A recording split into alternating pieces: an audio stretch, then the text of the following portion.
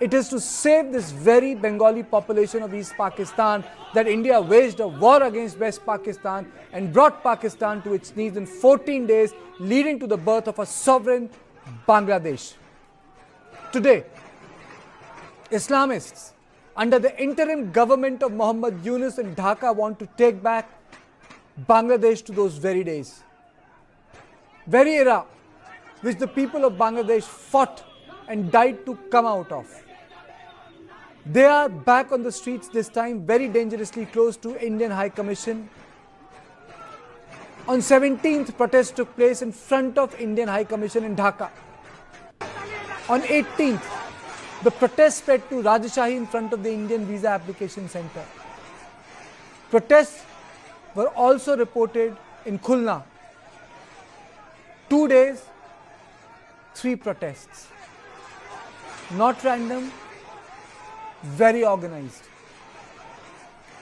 These scenes remind of coup that was staged by the Islamists against Sheikh Hasina, leading to violent protests and widespread murders of Hindus and minorities across Bangladesh.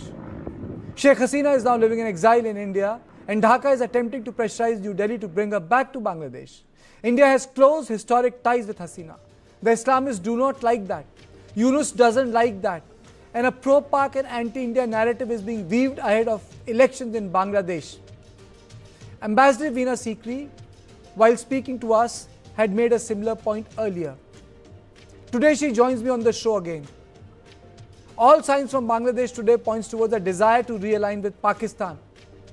Indian MPs too have also submitted a report stating that this is India's biggest strategic challenge since 1971. Let me introduce my guest, Ambassador Veena Sikri, former High Commissioner of India to Bangladesh, Major General Rajan Kochar, Suhas Chakma, Director Rights and Risk Analysis, and Subir Bhaumik, a noted author and senior journalist. Thank you so much. But I'll start with Ambassador Veena Sikri. Madam, is this India's biggest strategic challenge since 1971? One protest took place yesterday in Dhaka, another has taken place in Rajshahi, and another is taking place as we speak in Khulna. Madam. Well, I tend to agree with you because of the situation created in Bangladesh today after the ouster of Sheikh Hasina was engineered by Pakistan with the support of the Jamaat-e-Islami. Of course, Pakistan was backed by external powers, no doubt about that. But Pakistan engineered this whole regime change operation through the Jamaat-e-Islami. This group, Pakistan, Jamaat-e-Islami and Western powers, they were the losers in 1971. And now they think they've regained, and they're trying to regain what they lost in 1971. The indications are too clear because the support is entirely for the Jamaat-e-Islami. They are the powers behind the throne. Yunus has just been a puppet ruler. He's just been in the front for them. The entire alignment is the Jamaat-e-Islami, who today want to have the other Islamist parties as their partners. They have rejected the BNP as a partner, even though the BNP, they formed an alliance with the BNP from 2001-2006 under Begum Khalida Zia, and BNP was looking forward that once again they will be in alliance. But the Jamaat-e-Islami has shown clearly that they want the Islamist parties to come together, and with Pakistan's help, Pakistan's attempted efforts over the last 18 months show that they want to recreate the command and control structure that they enjoyed in the then East Pakistan from the West. So the first step that Pakistan has taken over the last 18 months is to embed themselves with the Bangladesh army. You know, they have sent their officers to serve with various divisions of the Bangladesh army. So this is a clear indication that this is what they want. Then we have seen their attempt to revive more. Since 1971, Pakistan has not enjoyed as much access to Bangladesh as they are doing today. The trade restrictions have been reversed. The cargo restrictions have been reversed. The Jaish-e-Mohammed, Lashkar-e-Taiba are all there. So obviously it is clear that with the focus on Jamaat-e-Islami winning the next elections, the effort is to bring back the pre-1971 era. Okay. So, Mr. Bhaumik, is Bangladesh turning the clock back, turning into East Pakistan again? Sir?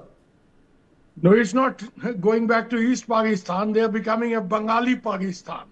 That's the project. That's the ISI project backed by the American deep state, and the Turkish intelligence people are very much involved in this. We have details. What they are trying to do is a -2. First, they got rid of Awami League in the sense that Awami League cannot contest the election. Now, can you imagine Congress has lost elections in India? Does it mean Congress will be banned from contesting election? Awami League, which has been the party which led the struggle for freedom, the fight for freedom, and then 25 years, they have been in power for half the time of Bangladesh's post-independence history. Truly, the party is banned. They can't contest an election. They can't contest elections. And who is going to contest the election? Well, BNP, Jamaat, as you rightly said, the polarization is now taking place again on who will back the ethos of 71. The spirit of Mukti Juddha, as they say in Bengali, the spirit of the liberation war, which is now the BNP is trying to, claw into that space. Because at the end of the day, what is BNP without General Zia-ur Rahman, the founder? And what is Zia without 71? His claim to fame is that he was a sector commander who fought alongside Indian armed forces in 71.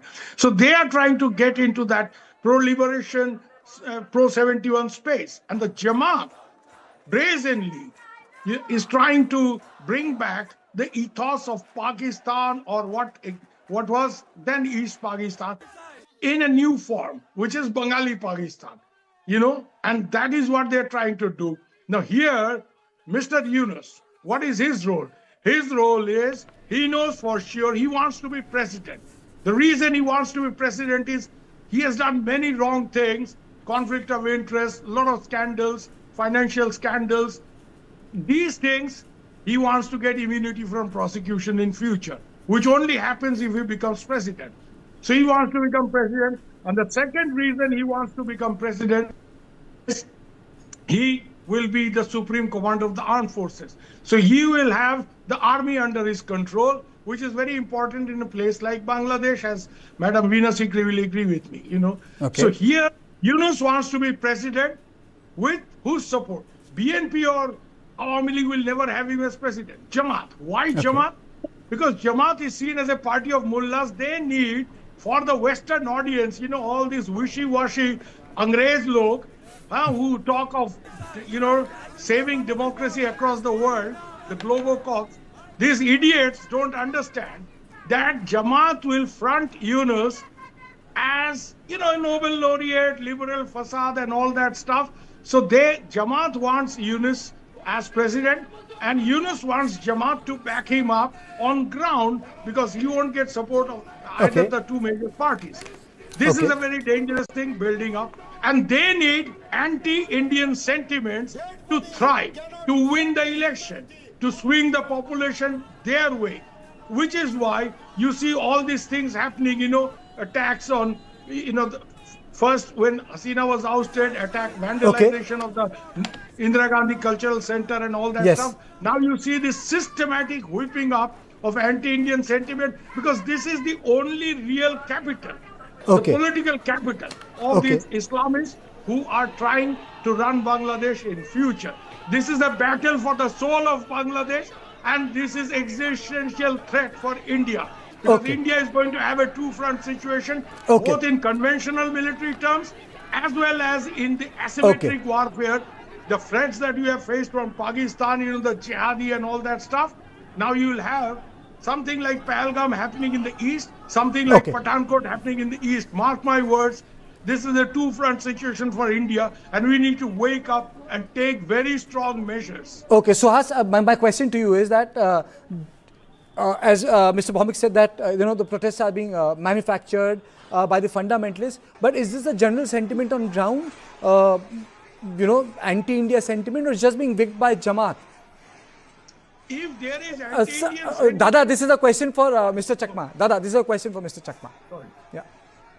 No, I think across South Asia, there are some elements of anti-Indianism, because India is a big country, so it plays a big brotherly role. So it is inherent in all the countries.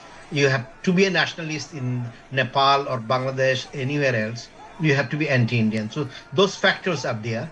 But I think in this particular case, we have to remember that the interim government, as well as the Pakistani forces, are organizing it. So in a way, it's sponsored. And what is not reported is the fact that Bangladesh has become the destination of all the jihadis in the world, and they are being brought by the Pakistanis and the interim government, and they are operating at all levels. I think if you look at the Jamaati Islami and the BNP, what the BNP is doing is they are organizing big rallies, protests, etc. for their elections. But Jamaati Islami is working on the ground, visiting door to door, house to house, and they are spreading anti-India sentiments. And this is being facilitated by the interim government. So it has spread, I would say, throughout the country. And what we have to bear in mind is that Bangladesh, as Subirda had mentioned, has become the destination of the, jihadis around the world. You have the Turkish who are making this, the sponsoring this, making of this map with extended Bangladesh. They have been there for a long time, from July last year when the map for the first time had come out. The Pakistani intelligence is there. Of course, the Americans are there. So you could see that, I think, to come back to the original issue, on the ground, they are mobilizing to an extent which we cannot comprehend at this stage, and we still believe, without understanding ground situation, there is some hope for some kind of meeting ground which doesn't exist. And my fear is, I think very soon we are going to face serious problems in the Eastern Front with newspaper reports coming up that Paresh Barua has brought to Dhaka. It was reported in the East Samoy and etc. So in the Eastern Front it will be completely different, and I think in the long run this situation will continue, I would say, for the next 10 years, because the elections will not be free and fair. Elections will be manufactured, and the votes at the end of the day, irrespective of who votes where, it will be announced by the Election Commission of Bangladesh, and there will not be any election commissioner who will announce some kind of results other than what is wanted by the interim government. Because in that situation, then the election commissioners will face the prosecutions. So that's the reality we have to deal with. General Kocher, what is the military challenge here? Asim Munir, if you recall, had said that, the attack would take place from the east. So what is the military challenge here? Karthik, see, I've heard my esteemed panelist. I'm not so pessimistic that this situation is going to last for 10 years. Before I come to the military challenge per se, please try to understand that geography, Bangladesh is engulfed by India from three sides. 90% of the land connectivity is through India. Point number one. Point number two, water and electricity are the two important aspects which India controls. You have the Goda thermal plant, which is 1496 megawatts. From Jharkhand, it is electricity is going to Bangladesh, and courtesy Adani. From Tripura, 192 megawatts. And Meghna Ghat project of the Reliance, you have 758 megawatts, and other joint ventures with NTPC are also there. Teesta Water Pact is one. Ganga River Pact is also another one. 54 downstream rivers are there from India to Bangladesh, and Bangladesh is the lower riparian state. So I'm just giving you a geography to understand that Bangladesh is incomplete without India, and for how long can Bangladesh do it? Second is the military challenge. You said the 1971 on 16th of December, we just had this 54th anniversary of this war. India attacked Bangladesh or East Pakistan from three sides, from the east and the west and the north. 4,096 kilometers is the boundary, and most of the boundary, because I've been posted on the border, I can tell you that most of the boundary or large tracts of the boundary is not fenced. And the Teen Biga corridor, actually we allowed them to trespass our area and come into India and sort of Bangladesh. So I think the challenge is that Bangladesh is now establishing terrorist camps in the Chittagal Hill tracts and all these areas, which are going to be a challenge for India. Lashkar-e-Toiba and Jaish-e-Mohammed are known to have established a base here. and Bangladesh is buying heavily equipment from China and also from Turkey. We have seen the Beratkat drones also coming into Bangladesh. And why is Bangladesh buying? Uh, Against whom it's going to actually fight this war? It is going to be India. So I think this government is being foolish because it cannot take on the might of India. And the Indian army has already redeployed. It's already redeployed its formations on the Bangladesh border because today Bangladesh border is a threat to India, and especially of the movement of the refugees, as one of the panelists was also mentioning. So we have to be very, very careful on the border management. BSF is there, but at the same time, there is going to be influx of refugees the moment these elections are going to happen, because there's going to be a turmoil in Bangladesh. You can't leave the Awami League out and conduct the elections. It is not going to be a free and fair elections. And Jal Waqaruzzaman, who is the chief of the army, he has his task cut out, because he has to ensure these elections have to take place in a peaceful manner. And as far as India's challenge is there, I think the India's challenge is surreal. We have to accept as of now that Bangladesh is a second front for us. The border needs to be sanitized. Already movement is taking place in that context. The threat perception is increasing. And my last point is, don't forget what Jal Munir has said. He has said that next time if there's going to be an attack from India, it's going to be from the northeast. Okay. So I think challenges are immense for the Indian armed forces here, but we are prepared. Okay, Ambassador Sikri, very quickly, and before I take the next round of questions, is it correct to say we got really blindsided by Bangladesh developments? We had no idea?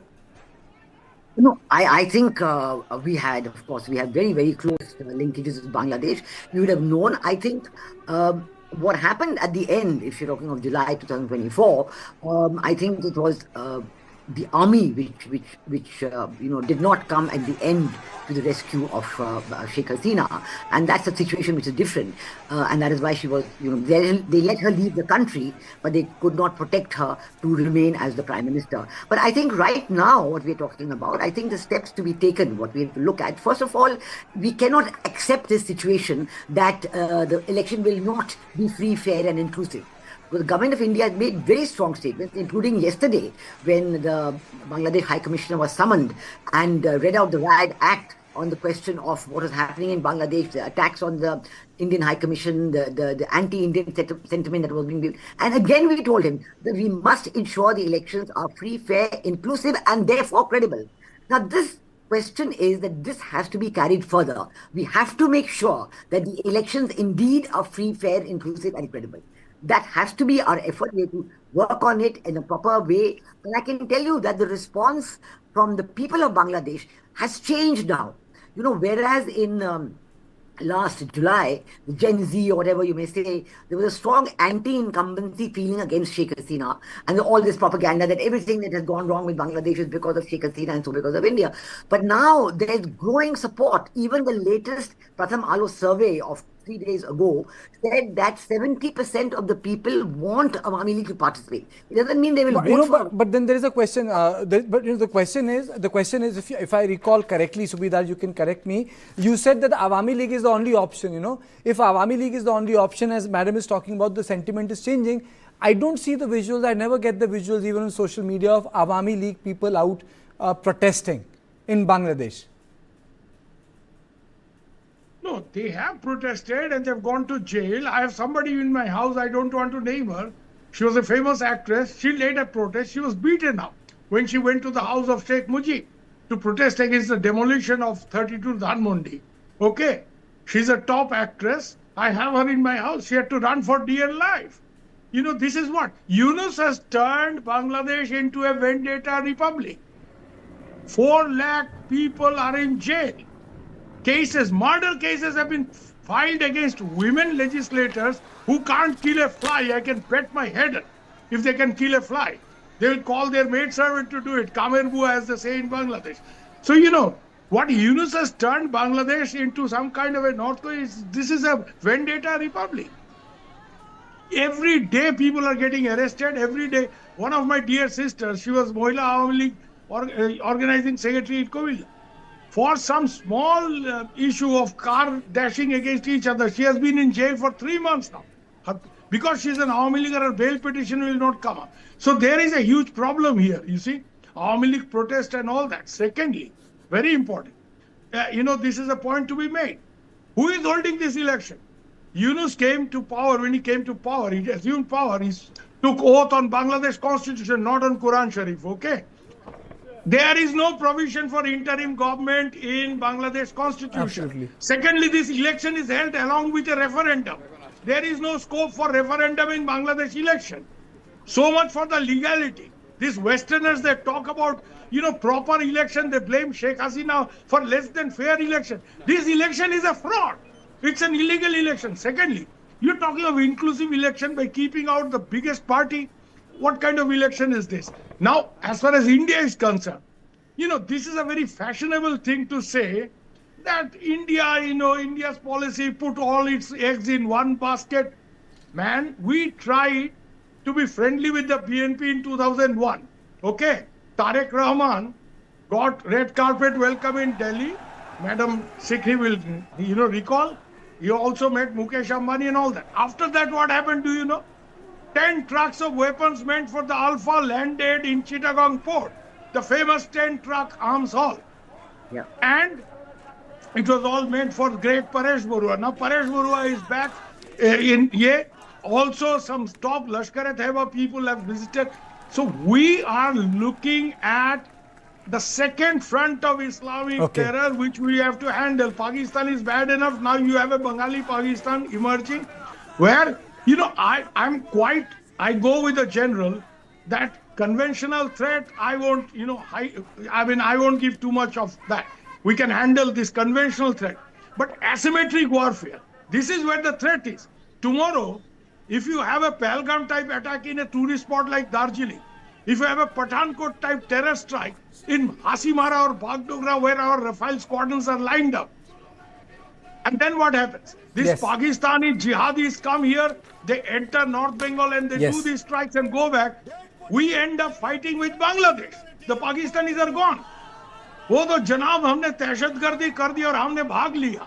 अब बांग्लादेश और हिंदुस्तान लड़ते रहे. Absolutely. This is an ideal situation for that's a very like important Modi. point, Dada. That's a very important. That is exactly the fear that I have, because I know how these people operate. Don't forget that the guys who hijacked IC-814 were sheltered in Bangladesh for nearly 15 days before they were infiltrated into Nepal. Who took care of them? Honda Saab, who was then the Pakistan High Commissioner in Bangladesh, along with some other ISI people, and Mohammad Mushtaqin, the owner of Kebab Ghar, who was ISI's lead agent in Bangladesh. He was one of those Urdu-speaking Muslims who were always Dada, I'll require another 1 hour to hear these fascinating deals, but I've really run short of time. It's 8 o'clock. I really wish, I had another half an hour, but my colleague is waiting outside. So thank you all of you for joining me. But we will keep a close track on what is happening in Bangladesh, because we're not let go of the issues that have come up, because they directly impact India's national security. So this is all I have on my On Point tonight. I'll see you tomorrow at the same time. Thank you and good night.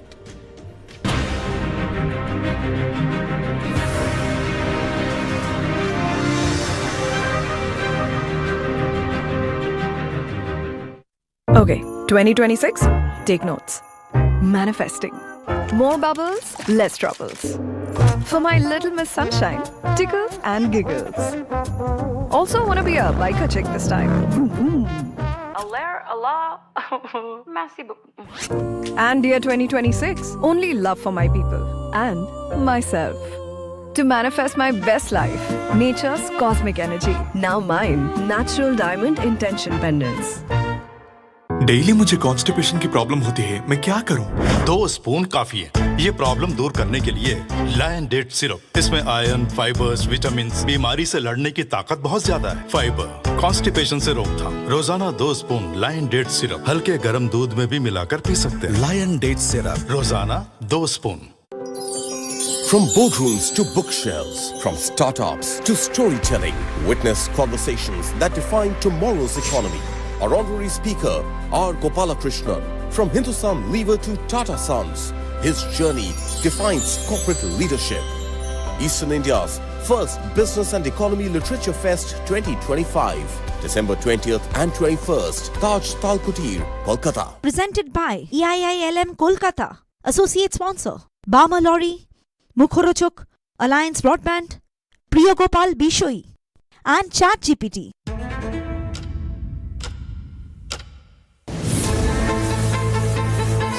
Being a chef, it's my priority to deliver taste in a plate with good presentation, unique innovation. You need to explore, you need to experiment.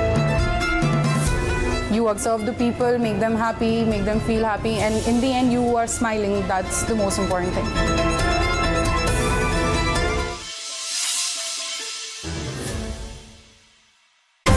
Life जब भी आगे बढ़ने का मौका दे तो अपनी super power, अपना gold use करिए और IIFL फाइनेंस से गोल्ड लोन लीजिए। IIFL फाइनेंस करता है सीधी बात। Light, camera, and action. Kick back, relax, grab your favorite snack because News9 is here with your weekend dose of entertainment. It's time to take a deeper dive into the buzzworthy happenings of the entertainment world. From celebrity gossips to exclusive conversations, from nostalgic moments to News9's pick of the week. Don't worry, we've got you covered here. And I hope you've grabbed your popcorn by now because News9's page 3 is here to serve you everything that we call entertainment. So do stay tuned every Saturday and Sunday, 2:30 p.m. Red Fort explosion. Let's get you all the updates. Following the blast, there is of course a South Indian connection of Dr. Shaheen. Because this is news of national import that search operations are underway across the entire Al Falah University campus. The blast killed 12 people. Prices, however, of Nandini ghee have been hiked. KMF has defended. Nandini is the brand.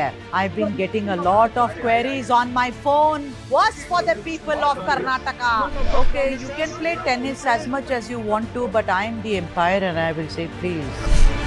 There is an eyeball to eyeball confrontation. Where is this going? What is the way out? The farmers, they can actually shake a nation. Both of you down because I can also shout Prashantji.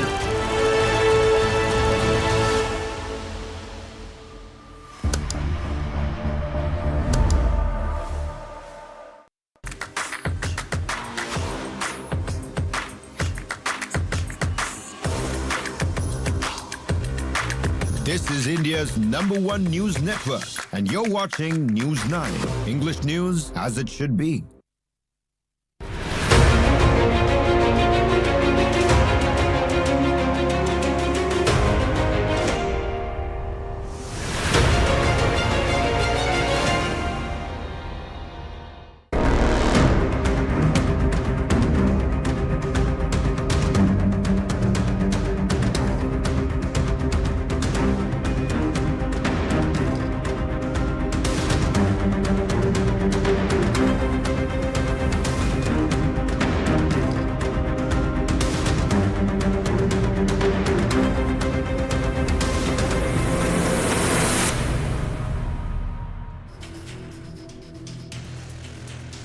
You're watching In Your Interest here on News9. I'm Krishna Kumar, and tonight we're coming to you from a city that has become a toxic gas chamber, and yet in Parliament only din prevailed over everything else. Delhi's air quality index has been hovering between 300 and 400 for the past week. That's not just a number on your screen, that's poison in people's lungs. But here's what should anger you even more.